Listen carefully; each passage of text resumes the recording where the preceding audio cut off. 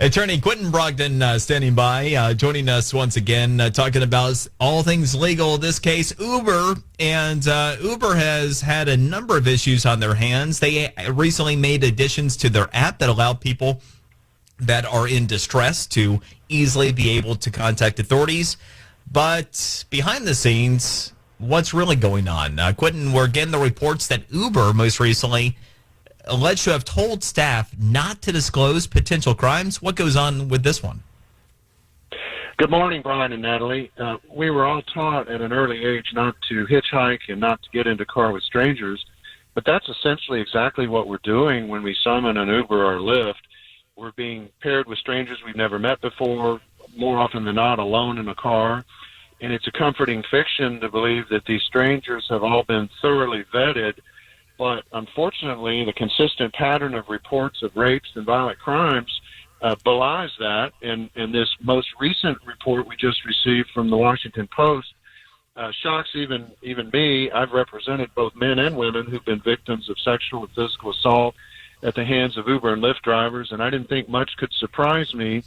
But this is surprising and shocking. The report is that the employees were forbidden from contacting the police, the Uber employees, once a passenger called in and reported a rape or a violent crime, and they were forbidden, the Uber employees, from advising those victims to seek legal counsel.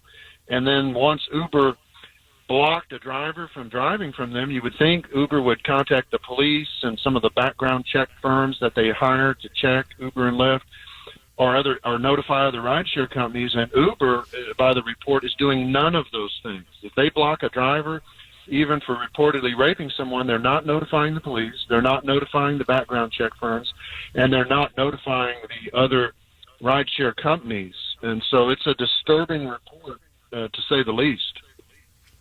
I would say. Now, when we're talking about just the average one of us that might be using ride-sharing services, the one thing I do try to put in perspective, is it necessarily more dangerous to use a ride-sharing service like Uber than to take a traditional cab? From your analysis, do you have any perspective on that? Is it just that all this attention is being paid to companies like Uber right now? That is an excellent question, Brian. It turns out there's a very simple answer to that. Yes, consistently it is much more dangerous, and there's a very simple explanation, and the explanation is this. Almost all cities that regulate cabs regulate them thoroughly and require fingerprint vetting, which is the gold standard to confirm whether or not somebody has past violent criminal acts in their history. Uber and Lyft have resisted that, and we know they've resisted that because, A, they're not doing it, and B, they have lobbied states. For instance, in my home state of Texas, Austin and Houston, two cities, the capital and our largest city in Texas, each required Uber simply to do the same things that taxi cabs did. And in Austin, for instance, Uber left the city and said, we're not doing it. We will not even operate in your city.